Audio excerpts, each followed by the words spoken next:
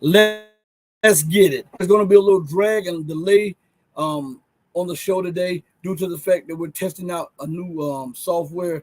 So please have a little patience with us and don't get fed up and leave. All right. First of all, we'd like to thank each and every one of you for joining us and for giving us your time. As we say, that time is the most precious and most valuable commodity in existence, because once you use your time up, you can never get that time back again. So you have to make sure that when you give your time out, it is for a good cause where you will receive an equal benefit or a greater benefit of your time. Okay, now let's get in it. Let's get this thing, man. Let's talk about a lot of stuff. There are so many things going on, and I'm just looking at the fall of America, and it is happening in such a way that even a blind dog would bark because it sees how blatant and how open and how evident the collapse and the decline and the fall of America and the Western world is. Now, again, you see in my background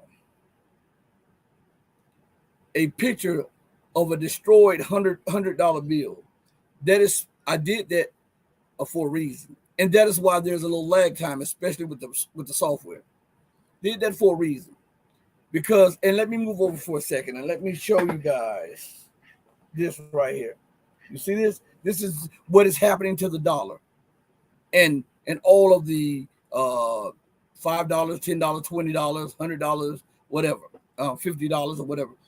This is what's happening, and it's happening. It's no longer in slow motion. There is a uptick in people and nations, governments trying to free themselves from the dollar chain, trying to free themselves from Western and colonial domination. All right, and so I want to go to something. Let's go to the economic collapse blog, because they have an article out, and it is "The Banking Crisis Gets Worse." And then when it says that, because it's a two sentence, and you got to excuse. I got the window up, and we have frogs at the window, so you have to excuse that the sounds. Those are actually frogs at the window. Okay, so you got to deal with it. No pun. No, I'm not playing around. Those are frogs at the window. Have the window up, and I have to let it up because it's cold in here right now. As you can see, I'm in my hoodie, but this is a two sentence title.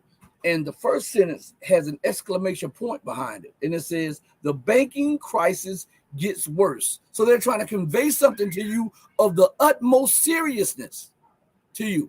And the second sentence in this title, it says, $1.7 trillion in unrealized losses loom as U.S. banks rapidly bleed deposits. Now, let's go on. And this has everything to do with the de-dollarization. This has everything to do with the collapse of the American dollar. And remember that the life's blood of the American Republic and the life's blood of the American Empire and even the life's blood of the Western or controlled and backed rules-based, quote unquote, rules-based order depends largely upon the US dollar being the world's reserve currency. So let's go.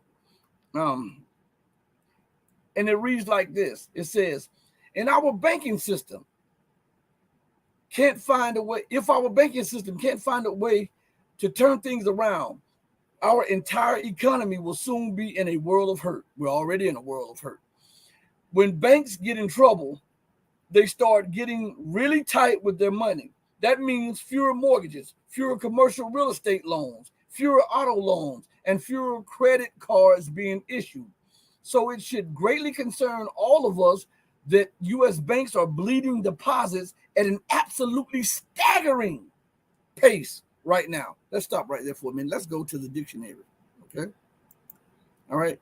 Let's go to Google for a second. Since that is your preference, most times I like to use most people's preference so that they won't have a discrepancy in what I'm saying. Okay. So now we're on the Google search engine, and I have multiple search engines up right now, but we're going to the Google one. And we'll say in this part, we're going to use the word staggering. Okay.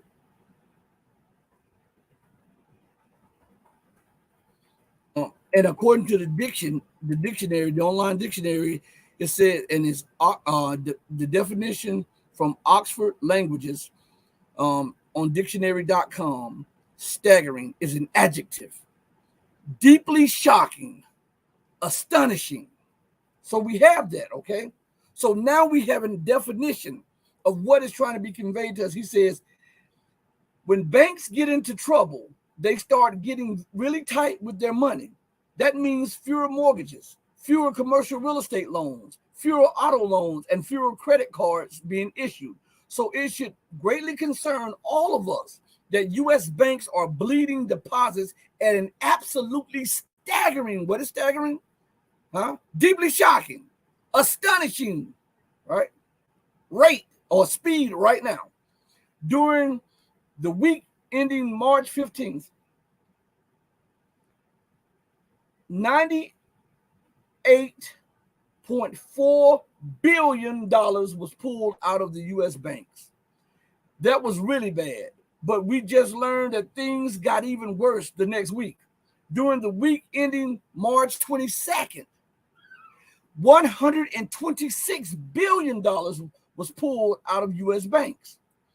Depositors drained another $126 billion from U.S. banks during the week ending March 22nd, according to new Federal Reserve data. This time, the outflow came from the nation's largest institutions. But this banking crisis did not begin in March, as many have been led to believe. Over the past year, well over $1 trillion have been pulled out of the U.S. banks, and this has created a tremendous amount of financial stress. Now, let us go to the dictionary, because I want you to understand and really get a deeper view of what they are trying to convey to you. The word stress, okay, according to dictionary.com, let me go right here. Definition. All right. Definition of stress. Here we are. And let's go right here. Let's scroll down a little bit. Stress is a normal reaction to everyday pressures, but can become unhealthy when it upsets your day-to-day functions. Now, I'm not in the dictionary. I'm just scrolling because I want you to see something. Let's go to definition of the meaning of stress. It says, stress can be defined as a state of worry or mental tension caused by a difficult situation. I'm going to say that again. Stress can be defined as a state of worry or mental tension caused by a difficult situation.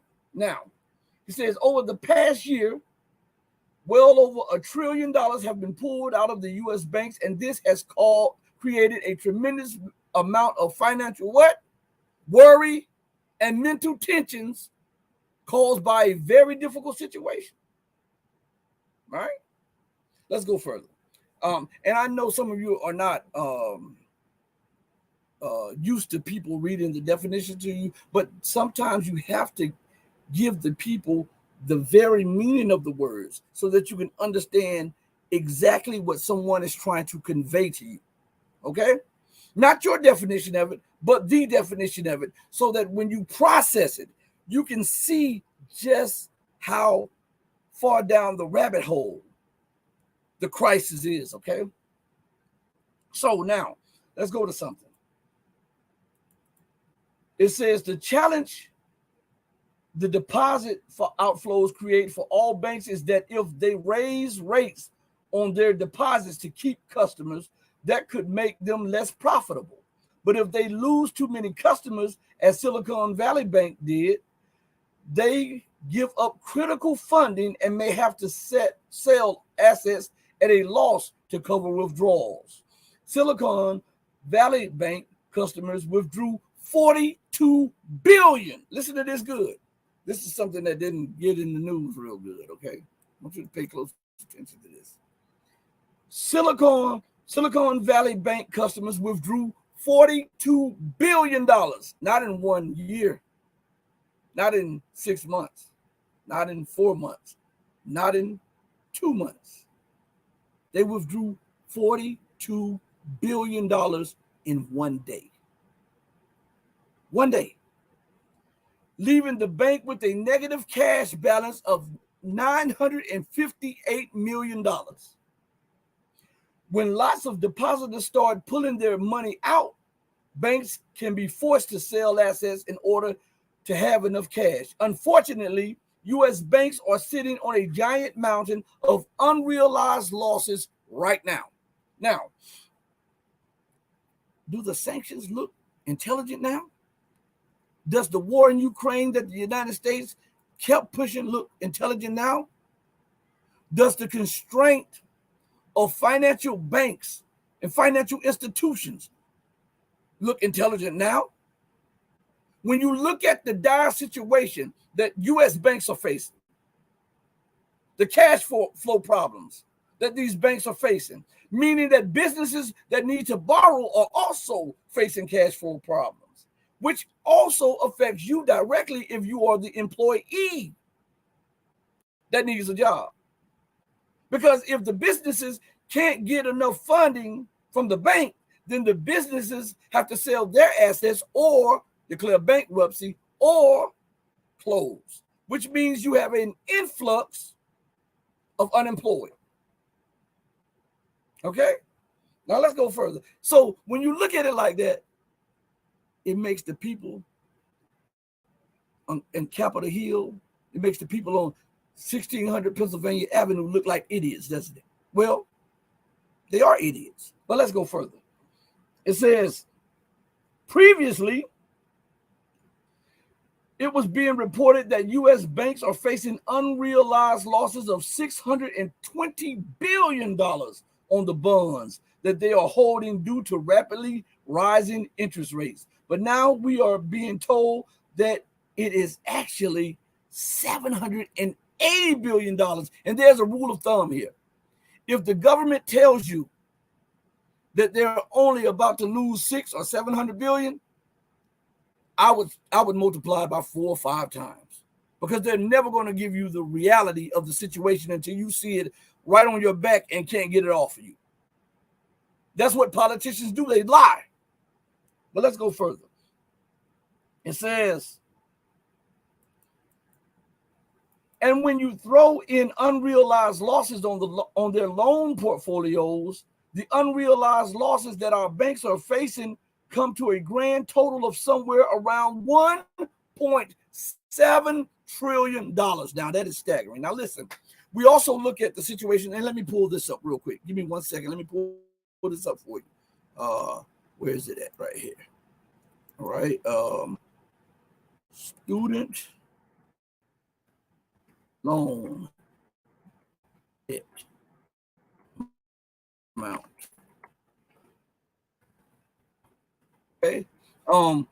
Now we say in 2023, Forbes has it at 1.75 trillion. So now when we look at the bank's losses of 1.7 trillion, and then we look at student loans at 1.75 trillion, right? That is almost $3.5 trillion. That's 3.45 trillion, right? Right? If the math serves right, right? Now, that is just what is acknowledged in that small portion of the economy. Now, I want you to realize something. With sanctions on the largest manufacturer and trader and investor in the world, and specifically and especially America's largest financer, largest investor, and largest trade partner, China, the sanctions and sanctioning microchips, trying to keep the edge in microchips, does that seem rational when you're losing out on everything else? And starting a trade war with the people who supply 93% of all goods on your shelves in a time where students are suffering under a $1.75 trillion debt of student loans, and the banks are facing a $1.7 trillion total of unrealized losses. Does that make sense to pick a fight with the people who are financing infrastructure, who are trying to invest in a nation that needs investment? Common sense tells you that this does not make sense. But only in a bizarro world with bizarro politics do people think that up is down and down is up, in is out is in, and right is wrong and wrong is right. And that is here in America and in the Western world. Again, I go back to my point. Let's just address this 1.75 trillion. And all one has to do is put in these keywords: student loan debt amount. All you have to do is put it in there. You don't even have to click on it. Just go to put student loan debt amount, hit enter. And the first thing comes up is Forbes, right? And Forbes says that 1.7 trillion in total student loan debt. That's what the students are suffering. Think about this. If these are your future teachers, doctors, lawyers, inventors, technicians, engineers, architects, generals, admirals, astronauts, excavators, surveyors, what sense does it make saddling future generations with unpayable debt? In this article, it says, and I'm skimming it, it says that means $28,950 is owed per borrower on average. This is unreal.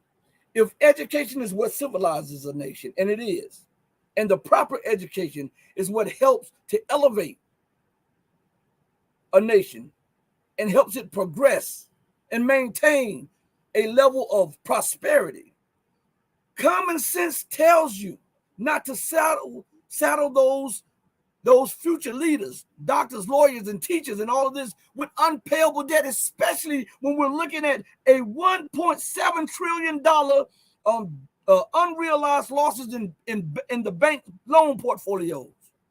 So now, when the banks start going belly up, and there's no funding for the trucking, and there's no funding for the shipping, and there's no funding for the air cargo, and there's no funding for the trains to ship stuff.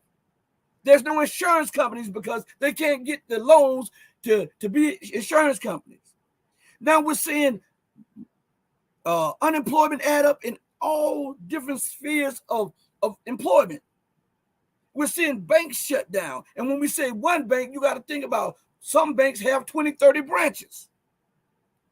So to say 100 banks shut down is to minimize the great magnitude of losses that the banking system may suffer. And this goes directly to unemployment. So if these people are graduating with debt on their back like that,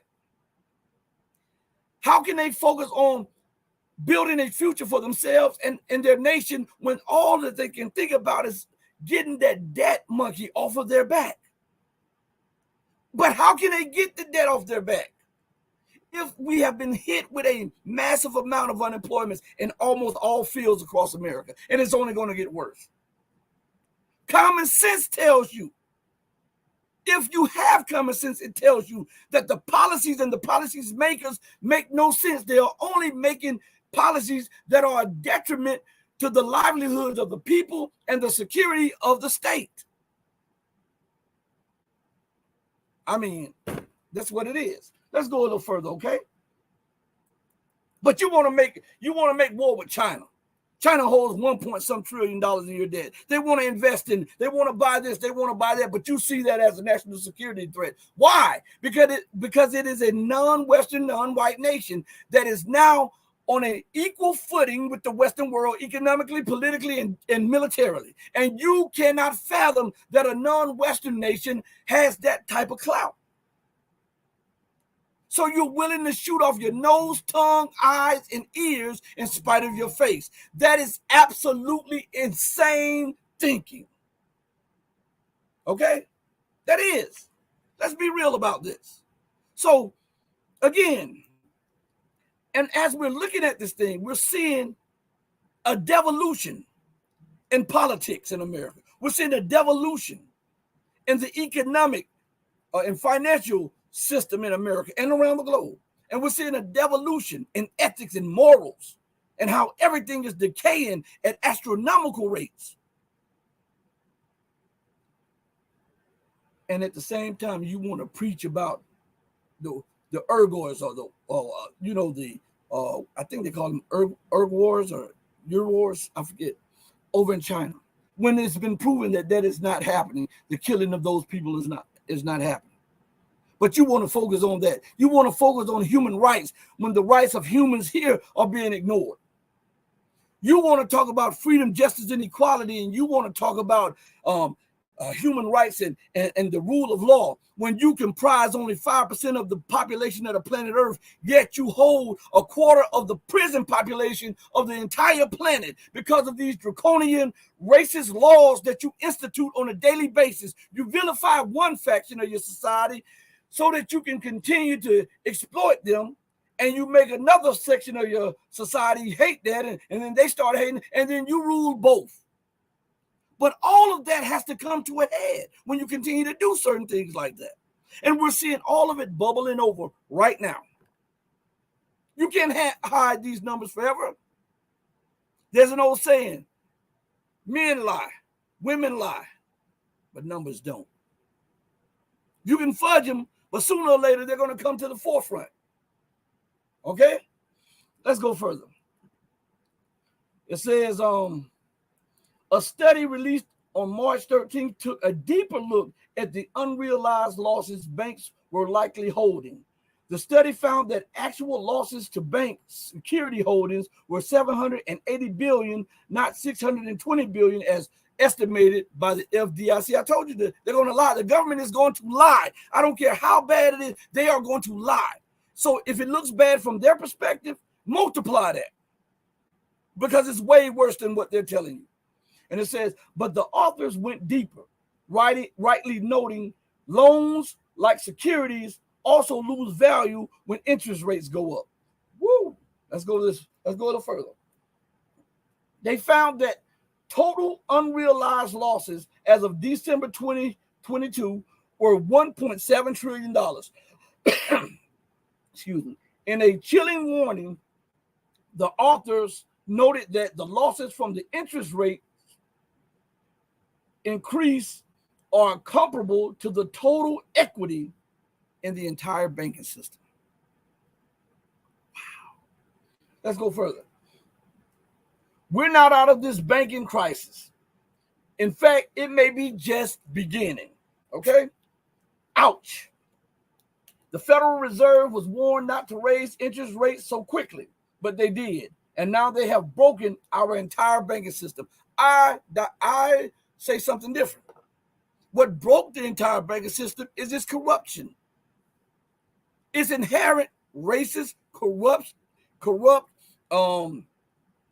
system. It lies at the base of it to exploit people. That's what the system does. It exploits all of the weaker people for the richer people. So if that is an inherent quality of the banking system, surely that festers and it builds and builds and builds, and the corruption grows and grows and grows, and the arrogance grows and grows and grows, and the racism grows and grows and grows until it uproots the entire system and the system implodes upon itself. We're watching this. No one with common sense can deny this. Let's go further. It says, in fact, Nouriel Roubini is warning that most U.S. banks are technically near insolvency. The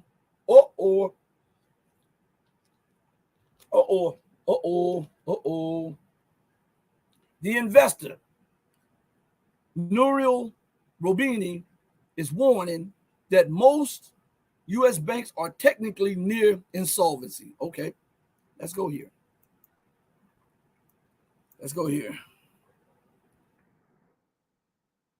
Give me 1 second, everyone.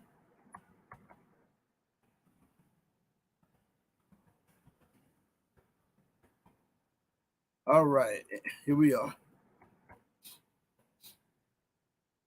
According to the dictionary, the word insolvency is a noun. It means the state of being insolvent, an inability to pay one's debt, bankruptcy, bankrupt, liquidation, failure, collapse, ruin, financial ruin. So this is what he's telling us. And when we get the definition, we see just how bad the situation is. If we just hear him say these words, then it's one thing. But when we hear the definition along with what he's saying, it gives a whole new pop, a whole new meaning to what he's trying to convey. Right? But he knows that most people won't give it a second thought or a second look or a second hearing. But not on this show, not on this platform. We're going to inform the uninformed, and we're going to help to keep informed those who are informed. Okay? So let's go further. Robini also points out that the rise in interest rates has led to a decrease in the market value of banks' other assets. And when accounting for these factors, U.S. banks' unrealized losses actually amount to $1.75 trillion, or 80% of their capital. Wow. Now, I want you to understand something. Try running a business and being in such a bind that your debt is 80% of everything you're taking in. Do you believe that you'll still be able to get loans? Do you believe that the business will be there in 5 years, 10 years? Do you believe that the business will flourish and prosper? Huh? Well, if you don't believe that, then what makes you think that the U.S. banking system is any different? Huh? Now look, and I want to throw something in there. Remember that the U.S. injects money into the banks. The U.S. Because they don't want the system to collapse. They do all kind of funny money book account. I'm talking about the government itself. And still we've come to this point. Even with all of that backstopping by the government, the U.S. financial system and the banking system still finds itself in this type of mess because of inherent racism and corruption and greed. Okay? Let's go further. According to Rabini, the unrealized nature of these losses stem from the current regulatory regime, which allows banks to value securities and loans at their face value rather than their true market value. That's corruption, isn't it? He asserts that most U.S. banks are technically near insolvency. We are in far more trouble than most people realize. The truth is that we are not just heading into a recession. What we are potentially facing is a meltdown of the entire system. And it is going to take quite a while for this crisis to fully play out. But even now, symptoms are starting to erupt all around us. For example, McDonald's just decided to close all of their U.S. offices while they decided which of their employees still get to work for them.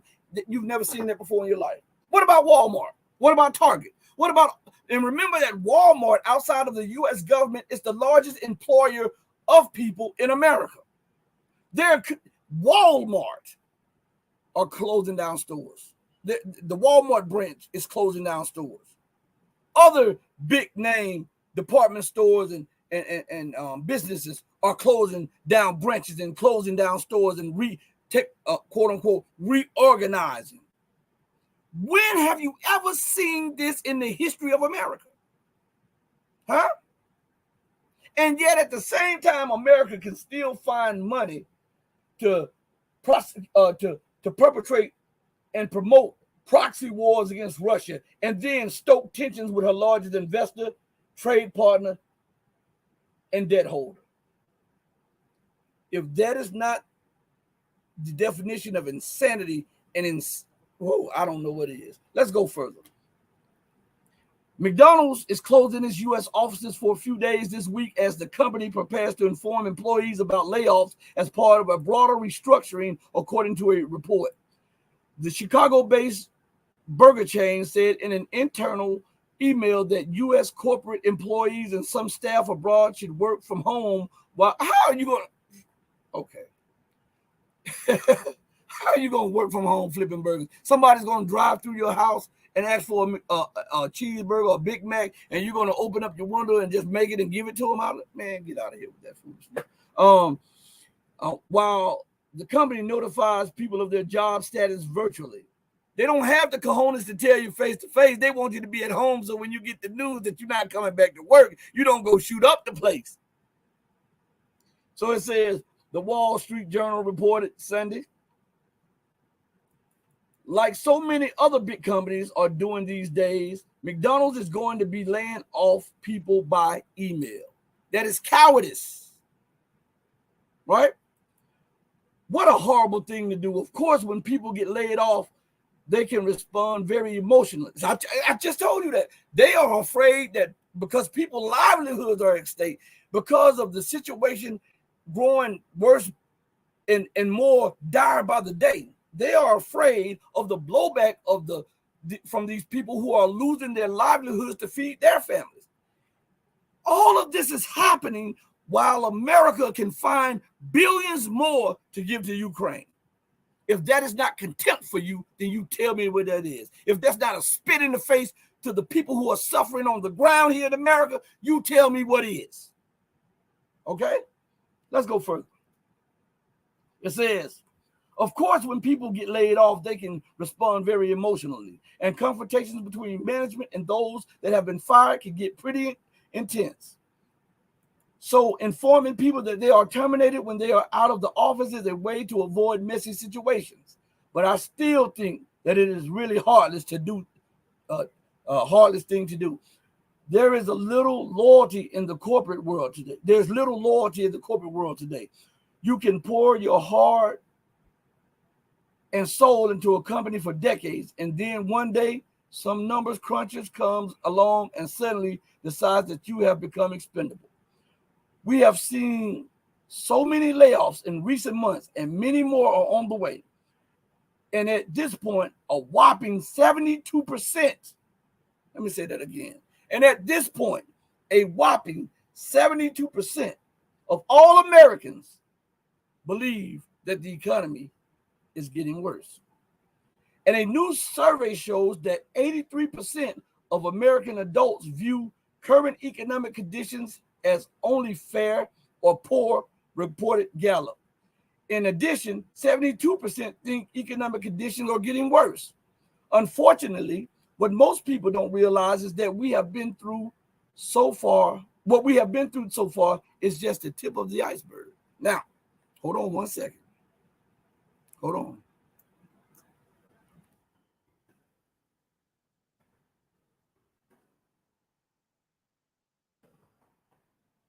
All right here. So he says, unfortunately, what most people don't realize is that what we have been through so far is just the tip of the iceberg. According to Google, the statement, just the tip of the iceberg, it means that something is only a small part of a much bigger situation. This idiom comes from the fact that only the tip of an iceberg can be seen, and the rest of the iceberg, which is much larger, is underneath the water and cannot be seen. So what you're seeing today in iView, that's just the tip. It's so much more underneath all that it will wreak havoc on the job markets, the housing market, the used and new car market. Every vector in every sector of the economy will be touched by this. I'm telling you this. Watch what I tell you now. And it goes further and says this. All of the bubbles have started to burst, and our entire system is beginning to tremble violently. So I would encourage you to hold on tight, because we have got a very bumpy ride ahead of us. That is on the economic collapse blog. Okay. They see that something major is underway, something of the greatest significance. And it's not just one bank here. It's not just one region here. It's the entire system. And remember that the core to the global financial system is Washington, New York, and London. So with this shaky foundation that we see happening here in America. When the dollar bubble bursts, boom goes the dynamite. This is what I'm trying to tell you. America is in such a dire situation, what her leaders are doing, because they can't process this stuff. They can't process it. We know they can't process it, because if they could, they would have been trying to process it over the last decade or something. But anybody that comes in the office, ignore the open signs. They can come in saying what they're going to do. And when they get in there, they do pretty much the opposite or ignore what they said they were going to do, right? Because the system itself changes them and not the other way around. If they have a good heart and they really want to do something, because the system is inherently corrupt, racist, and I would say insane, it makes those people who may have had an inkling of good in them become that themselves. And you never see them push through a great majority of their pledges when they run for office. Why? Because it's corrupt from the core to the core. And what we're seeing is the corruption of the system eating away at the system. And the people at the helm, they see it happening. They think that they can change it. They don't understand the reality of the situation, but they do realize, hey, if it goes down, let me put me some money over here and let me get tangible assets over here so that if it goes down, I can try to preserve the wealth that I have and help my family. Forget about the 80 to 90% of the people that will face total destruction with the collapse of the economy. To hell with them, you know. We can do without them anyhow. That's what they're saying, right? Man, I'm telling you, these people are insane. And the world sees it. And what's exacerbating the problem with America is her arrogant policies. She doubles, triples, and quadruples down on failed policies. She alienates the people at home and abroad and expects for people to have sympathy for her in this ailing and dying and feeble condition that she now finds herself in. Right? Look at what they're saying about the system. Matter of fact, this is a 1 minute clip. Just listen to this. China is the world's largest industrial economy, in my view, and Iran, which has been under sanctions, but still China treats Iran as an equal. And this is very, very important today. On the global dimension, as your guest said, that we have a unilateral system which is now has doomed humanity to failure. It has doomed itself economically, socially, and culturally to failure.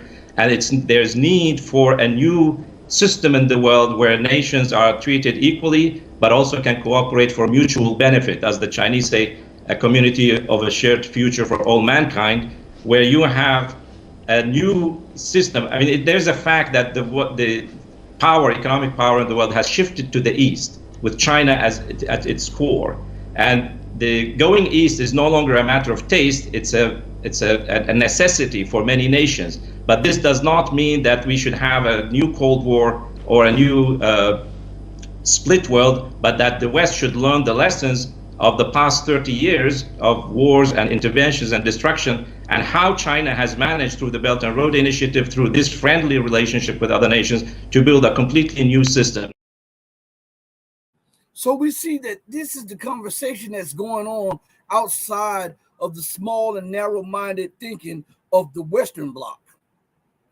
And everybody is screaming, even in the Western Bloc, they're screaming for something new. The problem is the old wants to be in control of the new. And if that is the case, there's no need for a new. Because if the old is charged with being in charge of the new, then they're just going to reproduce that which they had, which was a failing, faltering, racist, colonialist, greedy, and corrupt system. And nobody wants a part of that. No one. So what we're seeing is that behind us. The collapse of the dollar. It was once beautiful for the world, and now this is the picture that you get when you see it. You see? So, he made a point, and he said China treats Iran and other nations as equals, even small nations. They don't interfere in the domestic affairs of these nations. America, if she wants to control your domestic and your foreign affairs. She wants to dictate to you how to deal with your own people, even though she's culturally ignorant to most of the nations around the world. She ignores their cultural makeup because she thinks that everyone should be black and it should be a black and white picture right here. This is the way it's supposed to be because I dictated, and this is the way how you're supposed to follow it because I dictated. Instead of realizing that things are not like that, but only through the mind of a lunatic and someone who has been in power so long can they not sympathize or empathize with different people, different nations, different cultures, and different governments. It's just like we often say on this platform. America and the West have been in a rulership position so long that is in their minds, they can't fathom a world order outside of their control, especially if China, a non-white, non-Western nation, lies at the center of this new order. This is unacceptable to them. This is unacceptable to them. Think about it. Russia is the largest nuclear power on the planet Earth. Far exceeds American nuclear armaments. And yet, America says that China is the most pressing threat to America's power, position, and policies. You make that make sense. And then on one hand, they say, well, China only has 390 nuclear weapons. And Russia, when you add up all of her weapons, it varies from 3,000 to 10,000 or 15,000 when you add nuclear weapons and storage, when you add tactical nuclear weapons, all of that stuff. But China is the most pressing threat. Why? Because they know that China has the economic and the political clout to not only challenge American and Western dominance, which we see right now on the world stage, but they can surpass them because they're treating people they matter, like their ideas matter, like their national security matters, like their cultures matter. But America can't get that in her head, and it's my way or the highway.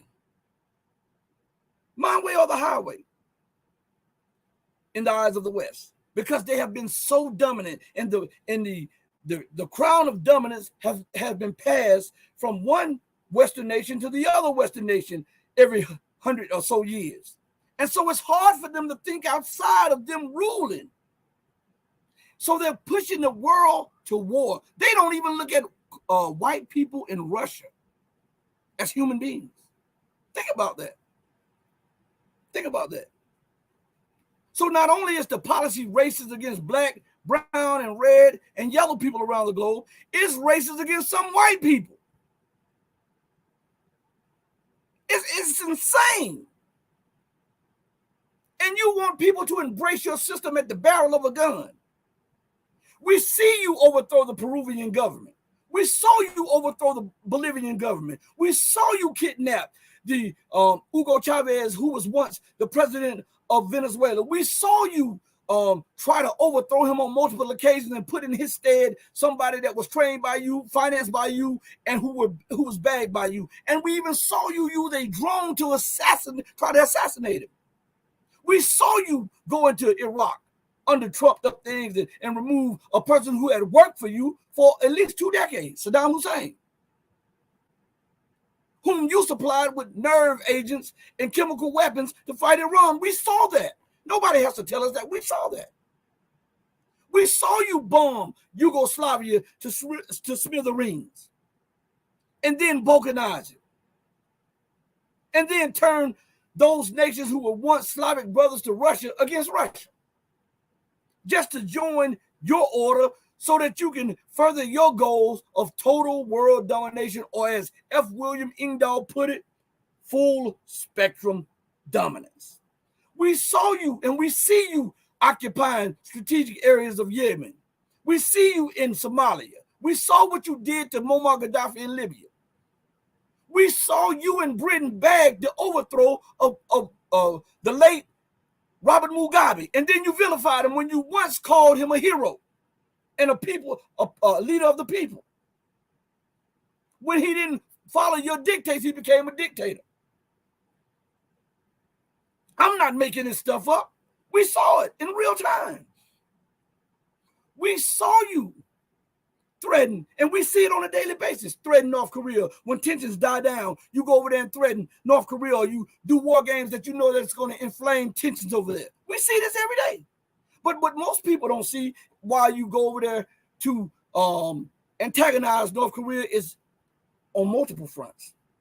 See, you think that you can collapse the regime, and then you in South Korea can go, your do boys, and I'm not saying that all of South Korea, I'm saying the people that matter, that are in power, do what the U.S. says, can go and take over the whole peninsula, and then you can have China completely surrounded in East Asia. Russia's flanks completely surrounded in East Asia. And then on top of that, one of the main reasons that you want North Korea is because of the untapped gold and untapped oil and untapped uranium and all of the mineral wealth there, and the untapped gas fields. Nobody talks about that. China has a lock on what we call rare earth minerals. China has 92 to 93% hold on the world. So most rare earths come from China.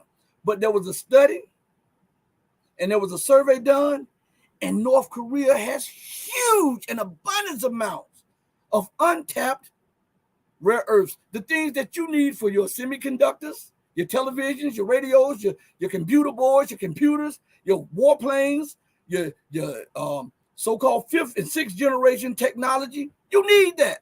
All of that plays into your plans to dominate full spectrum. And all while you're doing this, you only are making enemies and antagonizing people, because people are starting to see through all of this mess, right? So again, let's go to something real quick, okay? I want to bring up, let me see if I can bring this on the screen, okay?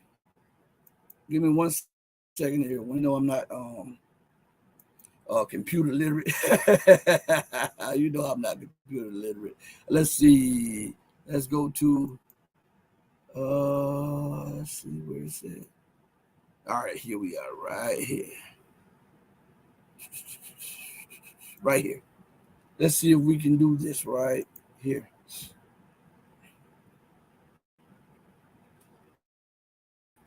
Give me 1 second, everyone. Because I want to bring this to the screen, because I read it on our last show, but I want you to see it for yourself. It's one thing to hear it, it's another thing to see it. And what do they often tell you? That a picture is worth what? 1,000 words. Is that not right? So listen to what this woman has said. This thing right here, I couldn't believe. All night long I thought about this. I said, could you believe the arrogance and the foolishness at the same time of the American government?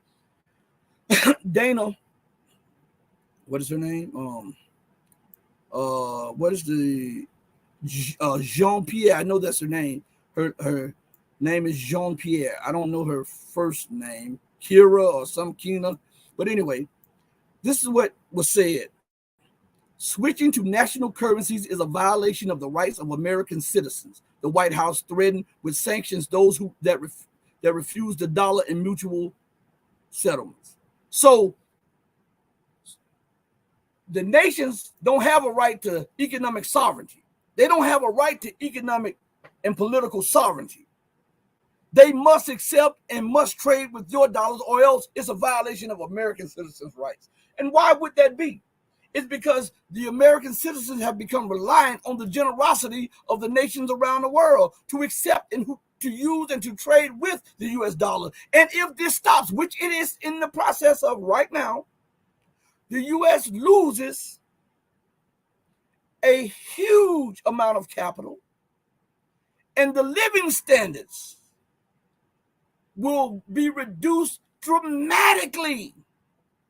So the U.S. says, if you do this, we'll sanction you. Well, if I'm out of your dollar, what will your sanctions do? You can't nullify what I'm doing, so what will your sanctions do? The sanctions is a threat. As a matter of fact, you know what? As we talk about this, the sanctions are a threat by the U.S. Since we're talking about this, let's look at what, if you think this is foolishness, let's look at this clip here. Marco Rubio. He talks some stuff about what's going on, but then he starts, and what is crazy is that Fox News helps him in this madness, talking about China and China's planning for America. Now, we all know that it's America that's been talking about planning to fight China, because China is rising up economically, politically, and military, and America can no longer cower or punk China. That's the problem. That's the problem with them. They are used to being able to punk and chump everybody. And when you can no longer punk and chump someone, it becomes a problem to you. It gets under your skin, because now this person is bold enough and strong enough and confident enough to say, listen, I'm not taking that foolishness anymore. Right? So it's a problem, and it has become a problem for the U.S. And in this clip, Rubio tries to make it seem as though China is at fault for the loss of jobs in America, that China did this. It was greed that caused this. The U.S. saw that they can make profit. The corporations saw that they can make profit. Because remember, Richard Nixon, after getting the so-called petrodollar rolling, he sent the war criminal, Henry Kissinger, to China to try to iron out a deal so he can open up some markets over there, and so that the United States can recycle the dollars so that they can keep that economy afloat. So China actually was a benefit to American empire at that time. But America thought that she could hold China in check like she did with Japan, when Japan economy was humming and America sabotaged the Japanese economy when they thought it became a threat to economic dominance of the empire. They thought that they would still have that and hold that power and that lever with China, but they were mistaken. And this is what has got in their craw.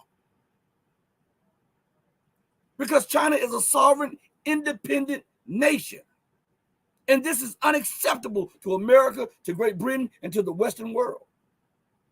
And so all of their faults and all of their ailments and all of their ills, they blame on someone else. Not them, not the policymakers, not the policies that the policymakers put into play. No, it's always that person, and that person. It's never this person and this person and this person.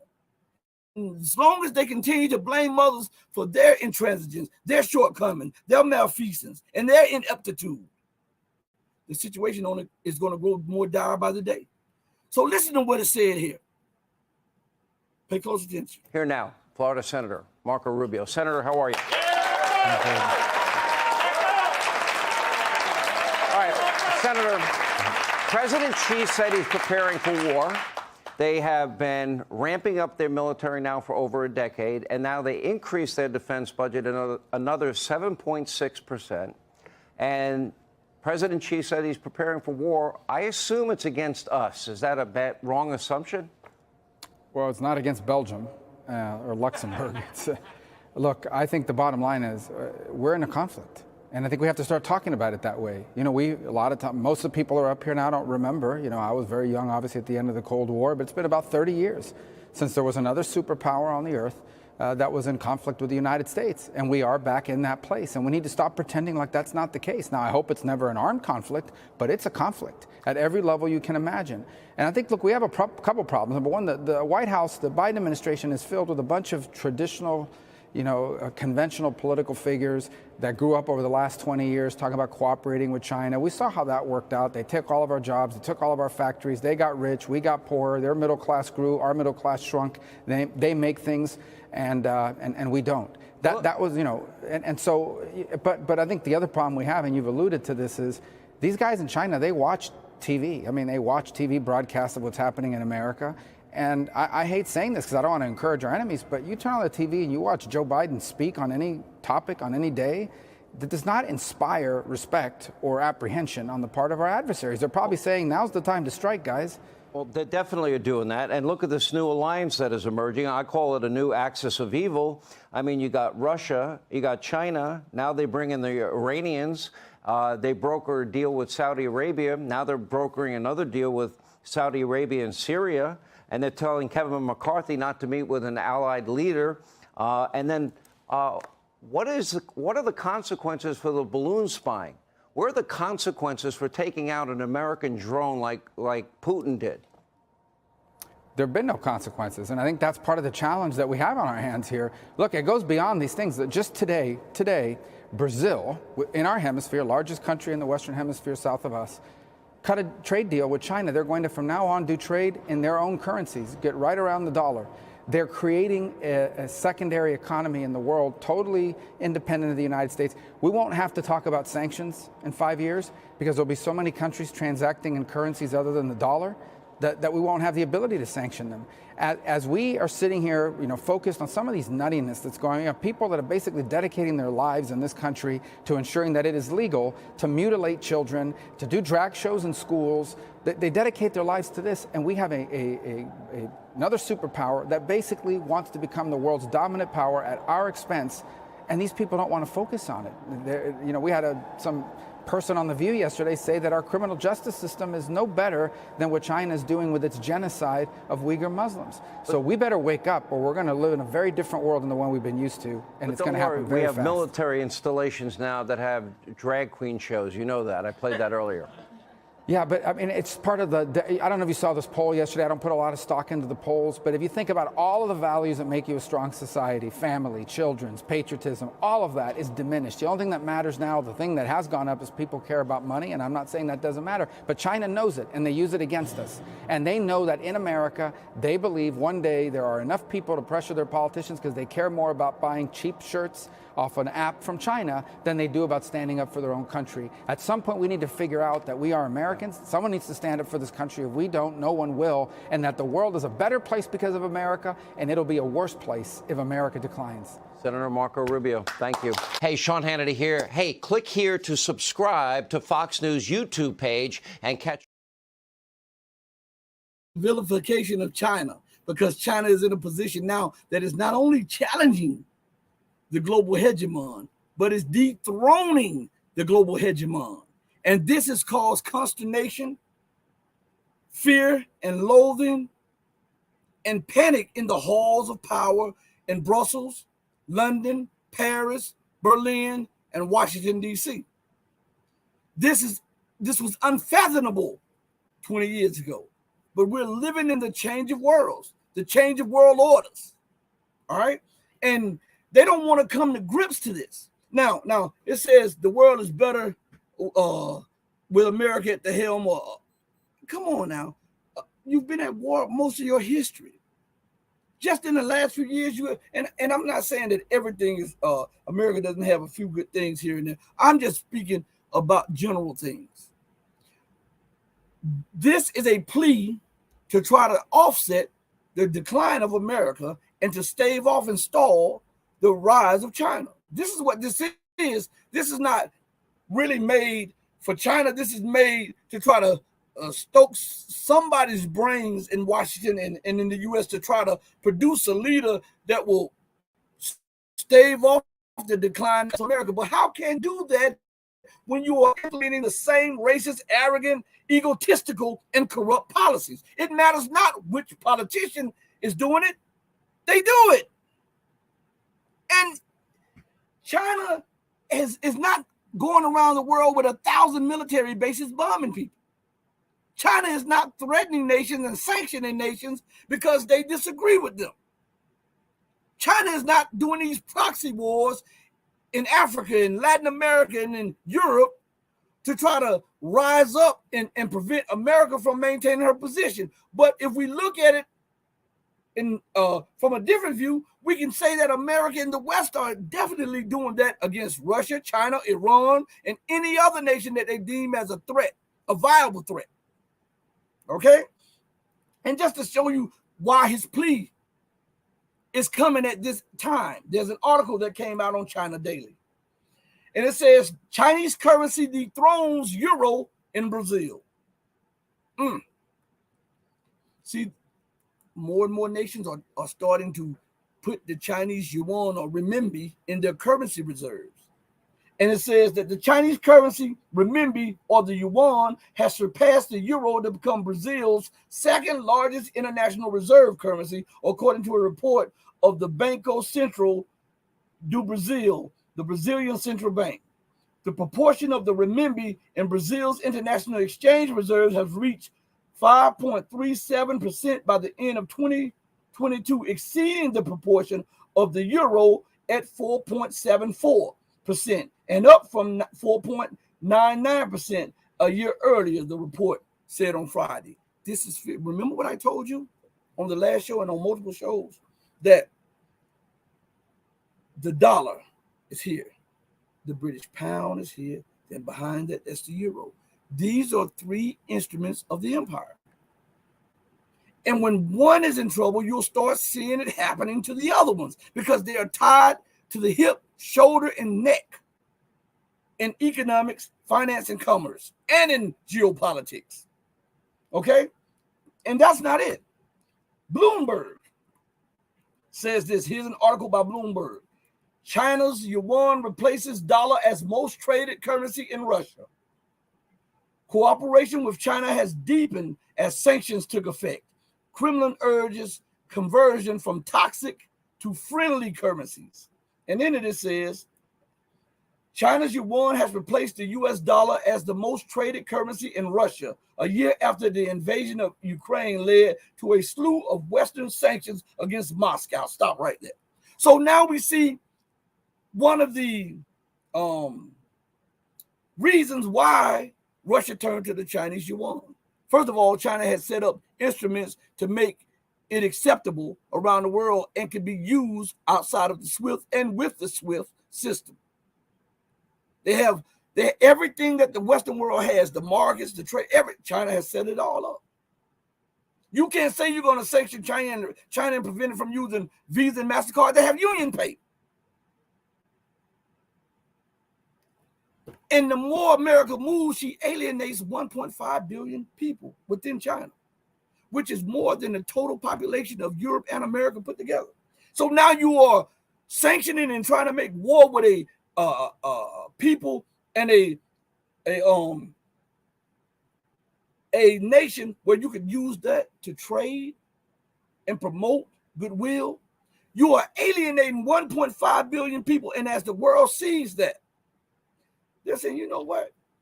China's a big, powerful country, a big, influential country, a rich country. I'm not so rich. I'm not so big. I'm not so powerful, and I'm not so influential. But with China, they listen to my national security needs. We can't agree on it. We make sure that we respect each other. We stay agreeable to disagree. They're not trying to wage war with me to overthrow my government. So I think I'm gonna take my lot over there with them, because if they can try to do this to China and do this to Russia, nuclear armed powers, big powers, influential powers, rich powers, what do you think they can do to me if I get out of line with them? So it's best that I make my way with the other group, the group that is showing me more respect, that are willing to lend to me without all of these preconditions and all of these things that I have to do that is not in the interest of my nation's sovereignty, or the livelihood of my people. Common sense tells me I'm going to go with the one that helps me without all the preconditions and that allows me to be a sovereign nation and to help my people, right? So we're looking at that in real time, but listen, I know time is of the essence, but let me play this clip for you all, okay?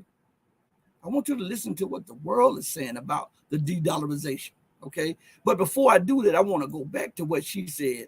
She said, the White House spokesperson, switching to national currencies is a violation of the rights of American citizens.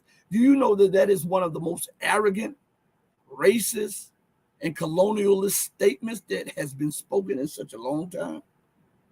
And then the White House threatened with sanctions those nations that refuse the dollar in mutual settlements. I'm going to force you to use my money. I'm going to force you to be dependent on me. I'm going to force you to do this. And if you don't do it, and then here comes the big guns. We're going to bomb you. We're going to pillage you. We're going to rape you. We're going to do all of this. These are the implied threats if you don't use the dollar as your preferred currency of choice to do trade. And if you don't use them even in domestic transactions. And you think I want to stay on a system like that? That's insane, right? Right? But I want you to listen to this, okay? Listen closely. So the global trend to de-dollarize certainly continues, as India's new trade policy features their decision to move away from using the US dollar for foreign deals. The new policy comes into effect at the beginning of this month, April, to help promote India's foreign trade and bolster domestic production.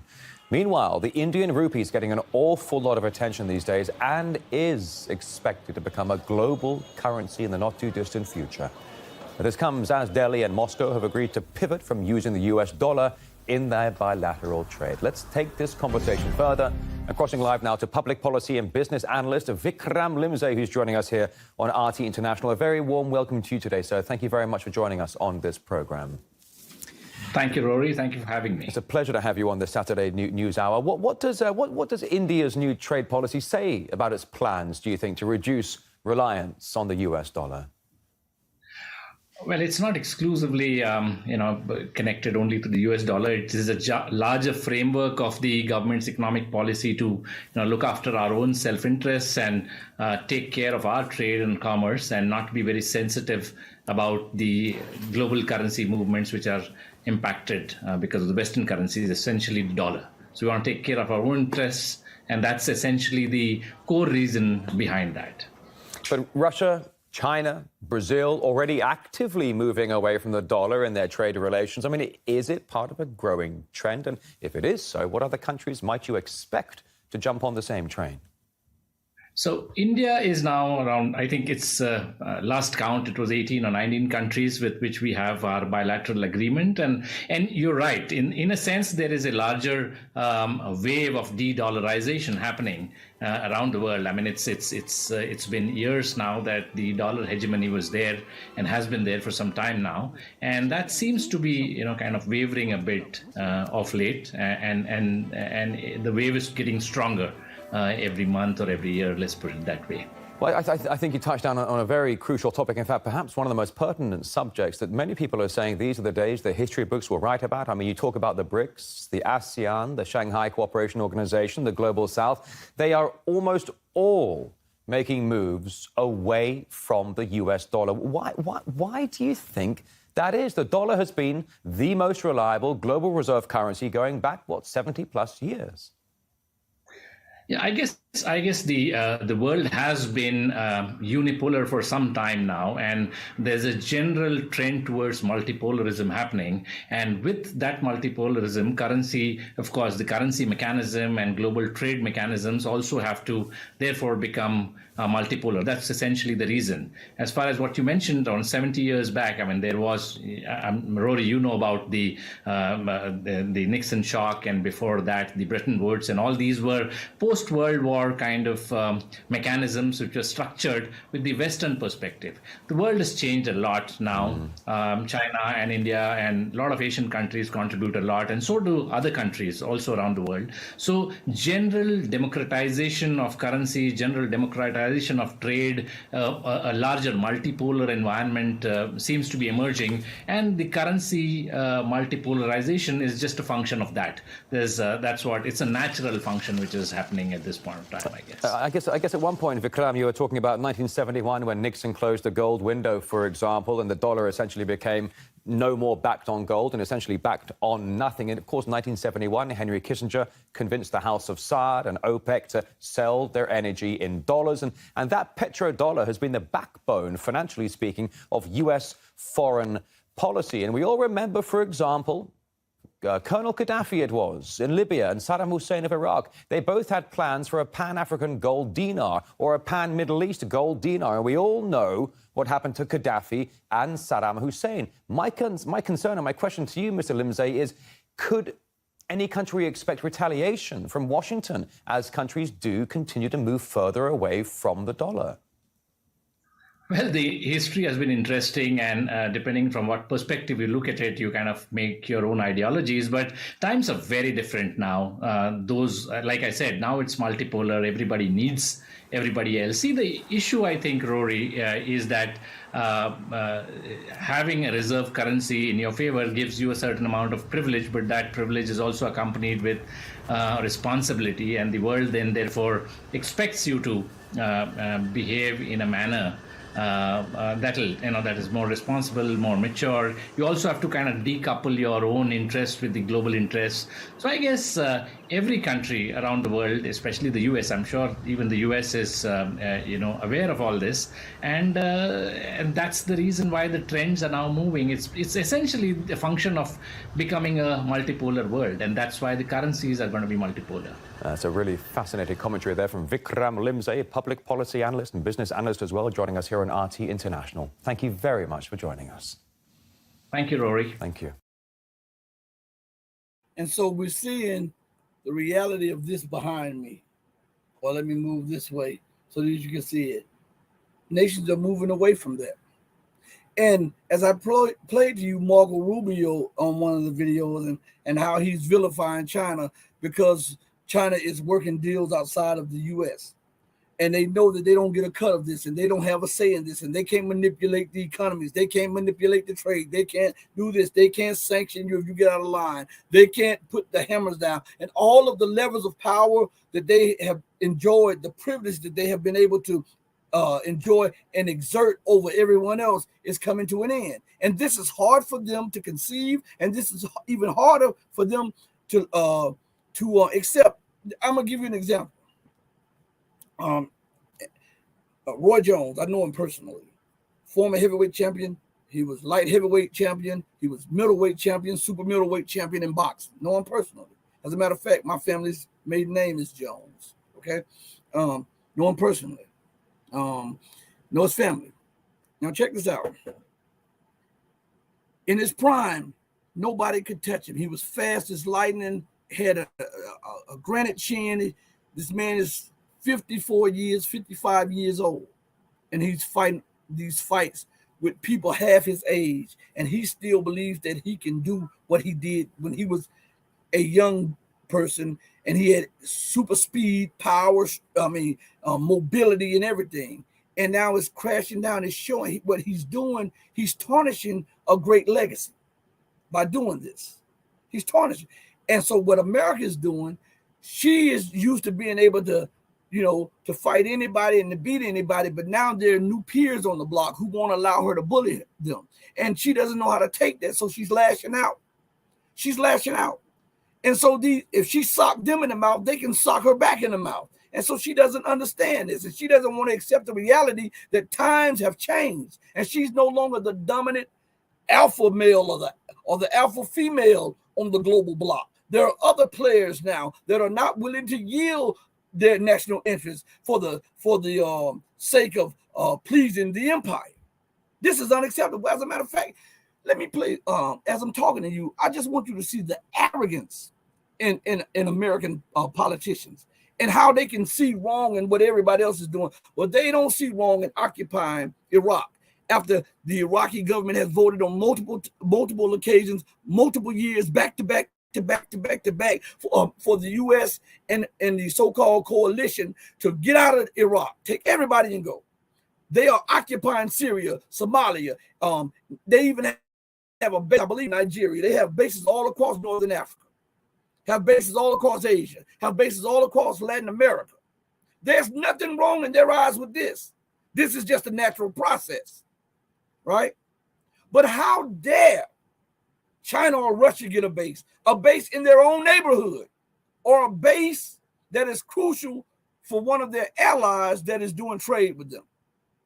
That is unacceptable, because now if they have a base there, we can't go in with military force and remove the leaders and overthrow the government and put in who we want so that we can turn their trade back to us. This is unacceptable to the empire, and they can only see it as that.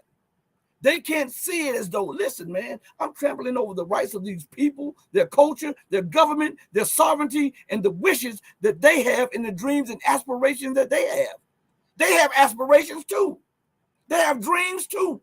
They have plans too. America, that is not exclusive to you in the West. Okay? But I want you to look at this arrogance here.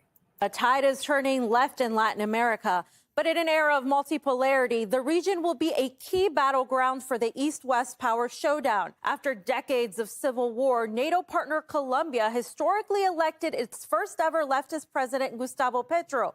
A critic of the U.S. and its role via the so-called war on drugs, Petro pushed for ending fracking projects and reining in oil exportation, which accounts for more than 40% of the country's exports, of which the U.S. is the #1 customer. The United States is practically ruining all the economies of the world.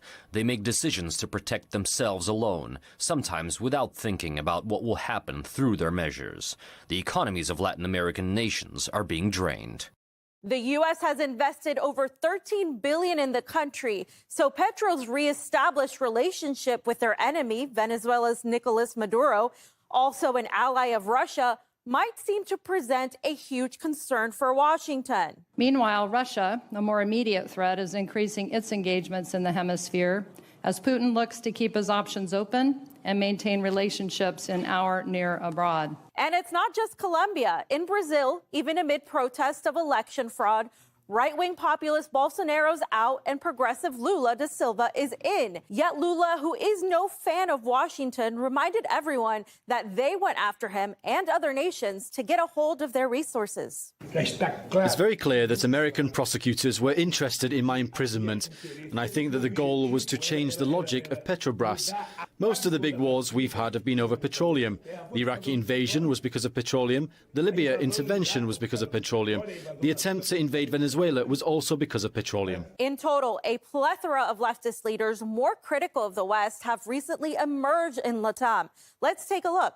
Xiomara Castro won the Honduras' presidency in 2021, 12 years after her husband, then president, was removed via a military coup pushed by then Secretary of State Hillary Clinton under the Obama administration. And in Chile, center-left Gabriel Boric, presenting a liberal alternative to the Pinochet era, won last year. Leftist rural leader and union leader Pedro Castillo won Peru's presidency in June of 2021. And in nearby Bolivia, Luis Arce of the Movement Towards Socialism was elected in 2020, recuperating the country from the one that ousted Evo Morales in 2019 with backing of the Trump administration. No surprise, it didn't take long for the U.S. to suggest there is a reason for that shift. The Chinese Communist Party is actively exporting its governance model across the hemisphere. It's conducted party-to-party engagements. So we simply can't afford to let the Chinese Communist Party expand its influence and absorb Latin America and the Caribbean into its private political economic bloc. According to Forbes, China has invested $17 billion in projects in Latam. BRICS, which accounts for 40% of the global population and a quarter of the world's GDP, is growing and displaying the incoming power in a multipolar world. The war in Ukraine also had its influence and brought back pre-existing anti-imperialist sentiments, leading many countries to seize the momentum against Western hegemony. But it's clear Latam's shift to the left is driven more by what the new allies can offer in terms of helping their economy rather than ideology. However, Washington is missing one thing. Latin American leaders are not coming to the podium with hammers and sickles. Perhaps these countries aren't bringing in communist China and maybe just want the U.S. out of their affairs. What a concept, considering U.S. politicians admit to being experts at coups, but then deny them while they're actually happening.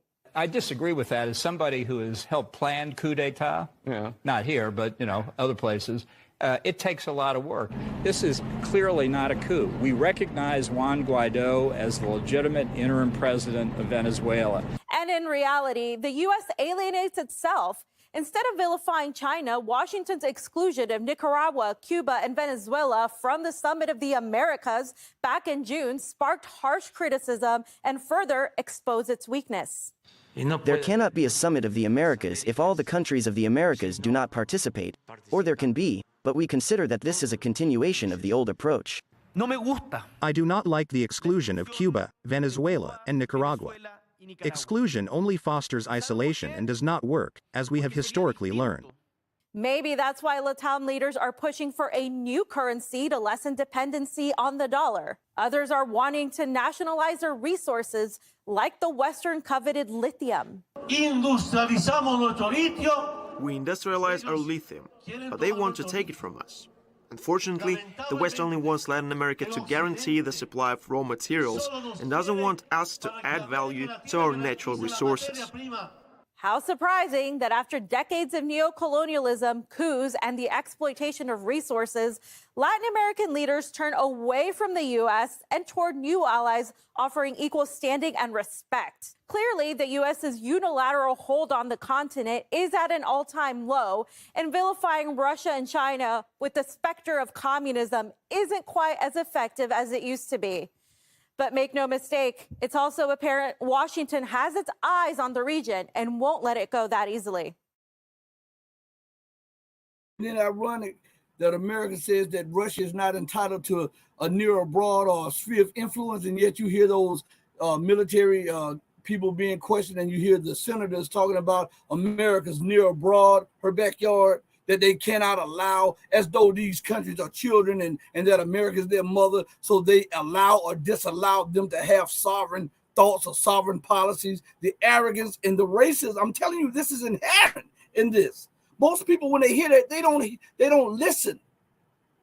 This is to the core of American policies. I hear there's something when they say, well, Trump never started a war. Shh, who are you talking to? The only reason that Iran didn't go to war with Russia is that, with America, is because they weren't fully prepared, but they bombed the hell out of those bases in Iraq for the assassination. If that is not an act of war, you tell me what it is. To assassinate the second highest person in Iran, the most respected person outside of the Ayatollah in Iran. You asked him to come to Iraq so that you can have a private meeting so that he can help you with your problem with terrorism. This is what America did. He gets there, you bomb the car that he's in on his way to seeing you.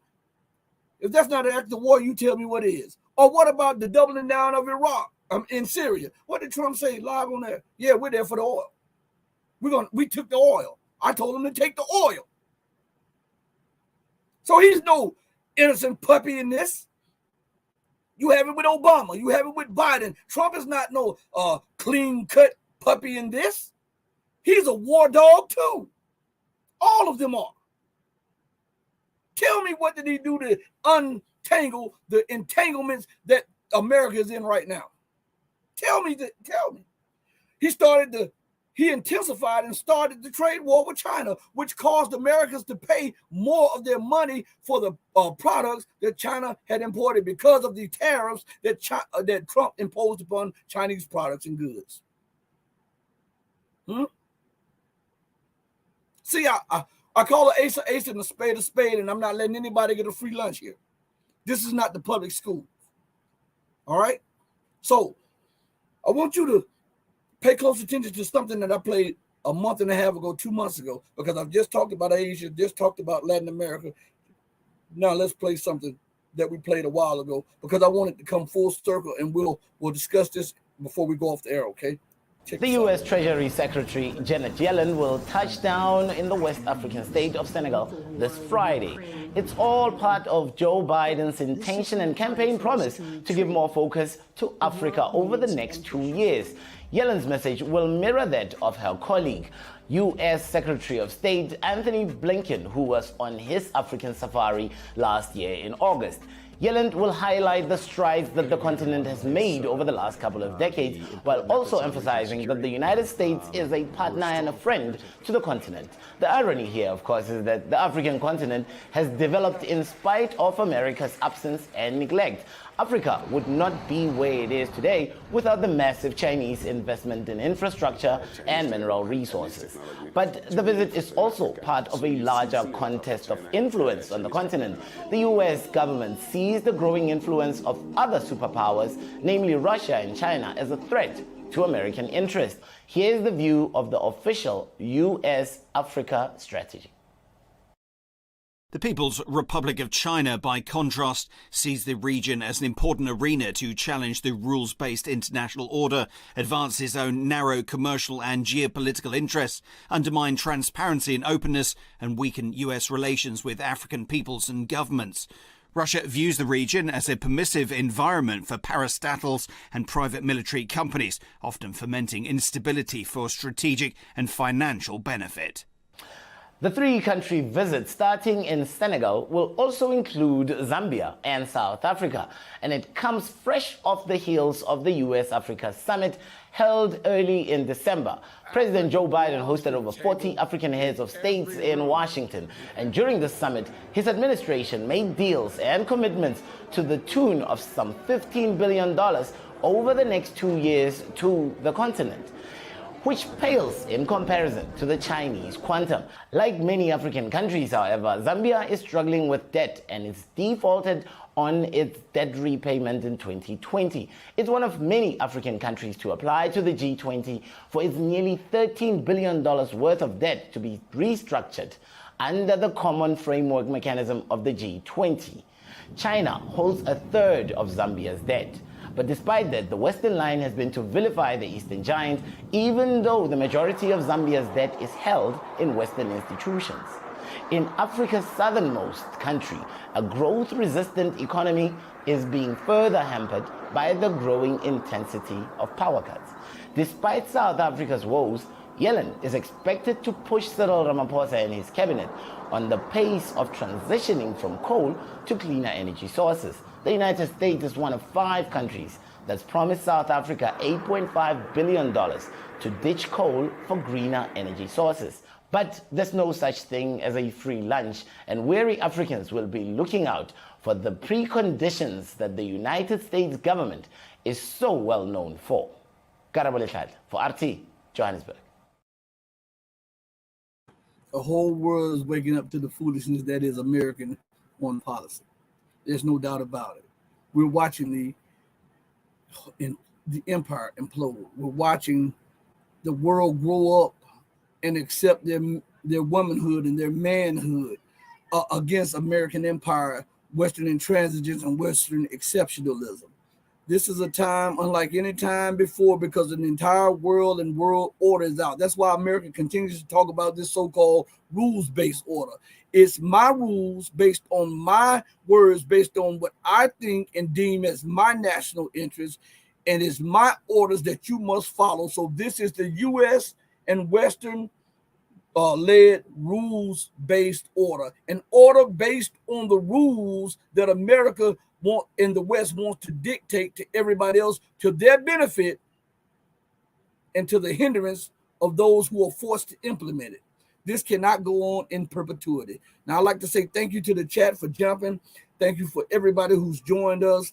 You can support by sharing the video, by talking up the channel, by also you can donate. The on the screen is up here, and also we're going to keep coming with these hard-hitting programs. I just like to thank you. Just take the time out just to thank you for your time, because more than a dollar amount, your time means everything.